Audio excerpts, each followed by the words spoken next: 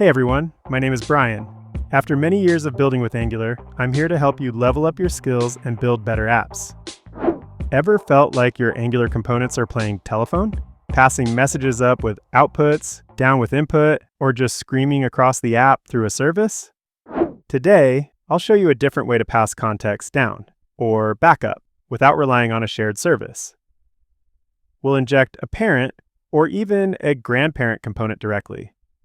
It's context-aware communication that's perfect when your components often live in a known relationship context. Let's jump in. Let's start with what we've got. We have a user management UI with a list of users that we can delete. Click Delete on any user, and we get a nice confirmation dialog. But this dialog is pretty plain. There's no message confirming who we're deleting. That's not very helpful. So let's fix this. First, let's open our dialog component to see what we're working with. Here, you'll see we've already got a username input, and it's required so we can be sure that it's properly getting passed to this component. Now, let's look at the template. Okay, this component is pretty simple. Here we have a dialog content component. This is where we want to add the message, so let's take a look at this component now. Now, this particular component will always be rendered within the dialog component. We can rely on that relationship to exist, always. What we need to do here is get access to the username property from the parent dialog. Now, normally I'd do this with a simple input, but for the purposes of this example, we're going to communicate a little differently. Instead of passing username down as an input, we're going to inject the dialog component directly. To do this, let's create a new property called Dialog. Then we'll use the Inject function to inject our parent dialog component. This function offers an alternative to constructor-based dependency injection. So now we'll have access to the parent dialog component instance. So let's create a new property called username. Then we'll make this a computed signal, and we'll set its value using the username signal from the dialog component. Now, we've got access to the dialog's username, fully reactive thanks to signals. So that's all we need here. Let's switch to the template and add the message. We can add a simple paragraph with a message that includes the string interpolated value of our username from the parent component. Okay, that's it. Let's save and see how this looks now. And there it is. Now we have a personalized message. We didn't need inputs or a service, we just used component injection. But like I said, since this is only a single level of nesting, I'd probably just use an input here in real life. But this approach shines when you need to bridge more than one component level. Where this really comes in handy is when the components will often be used together, but they'll be nested several levels away from each other. What we want to do now is add two buttons, Cancel and Agree.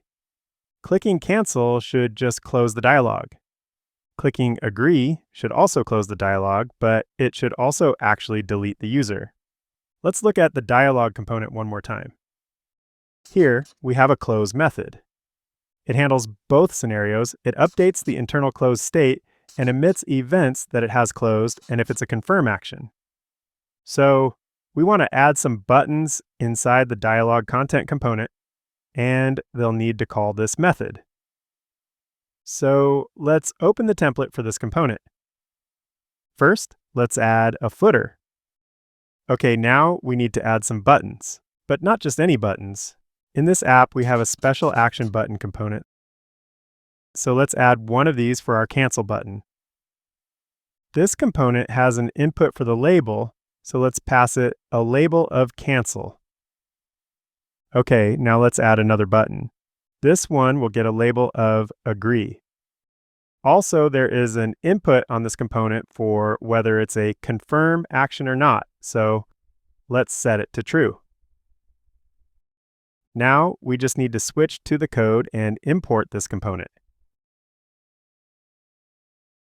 Next, we need to make a change to this action button component. Here's where the magic happens. Let's create a new property called Dialog. And again, we'll use the Inject function to inject the Dialog component. This is a little crazy, right? This action button component is now nested multiple levels of components under the Dialog component, yet we can still access it. So now we can modify our handleClick method and simply use this property to call the close method on the Dialog component, passing it our isConfirm property. Now, you may be asking yourself the question, why not a service? That's a great question. A service is more for decoupled communication, and in this case, this action button is often used within a Dialog component. So the more global service concept isn't really necessary. Could you use a service? Sure. But do you have to? Definitely not. Okay, now let's save and see how this all works. Let's click to delete a user. Nice. Now we have some action buttons, and when we click cancel, the dialog properly closes without deleting the user. Then, if we try again, if we click the agree button, we can see the user actually gets deleted. Pretty cool, right? Just like that, our dialog is interactive. And we didn't need a service to communicate across multiple levels of components. What if we need to use this action button outside of the dialog? For example, what if we want to add a button to save the changes made to the user list? Can we still do this? Well, let's try it. Let's open up the code for the root app component where this list lives and where we want to add this save button. Now, let's add the action button to the imports array so that we can use it. Then, let's add a saved signal to track the saved state after clicking the new button. Next, we need to add a method to handle the click event on our new save button. Let's call it usersSaved. Within this method, let's first set our save signal to true. Then, we'll simulate a save delay using setTimeout, and then set it back to false. Now, our saved state will change for 3 seconds when we click the new button. Okay, and now let's switch and add a save button in the template. First, let's add a footer. Then let's add a new action button. Let's give it a label of Save Users. Let's also set isConfirm to true to make it a confirmation button. Next, we can use the onClick output to call our new usersSaved method. Okay, that's all we need for the button, but I want to provide some feedback related to the saved state. So let's add a little message here. Okay, that should be everything. Let's save and see what happens. Uh-oh, looks like we have an error. Let's inspect to see what's going on. Okay, there it is, no provider for dialog component. Why? Because the action button component is trying to inject the dialog, and we're not inside one. Let's fix this. Let's open back up the code for the action button. Okay, here, we need to make the injected dialog component optional with the optional option. Then, we just need to use the optional chaining operator here to prevent errors when it doesn't exist. Now, let's save and try again. Now it works beautifully. No error, no dialog needed. And we see the message for 3 seconds after saving.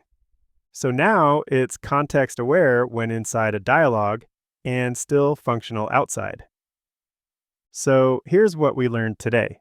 You can inject a parent or grandparent component instead of using a service, as long as the component hierarchy is stable. This works great for tightly coupled components like a dialog component and action buttons.